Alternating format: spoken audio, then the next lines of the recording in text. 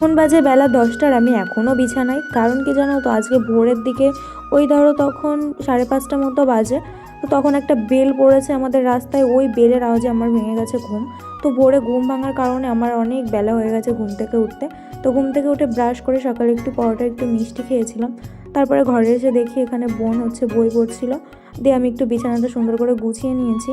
আর এটা আমাদের বাড়ির গাছের কুল। তো এই বছর না কুল মাখা করা হয়নি, তাই ঠাম্মা বলছিল কটা কুল পেড়ে মাখা। তার জন্য কটা কুল পেড়ে এখানে কুল মাখা করছিলাম। এই যে ধনেপাতা লঙ্কা দিয়ে সুন্দর করে এখানে একটুখানি শিলনোড়ায় বেটে নিয়েছি। তারপরে কুলটা সুন্দর করে মাখা করেছিলাম।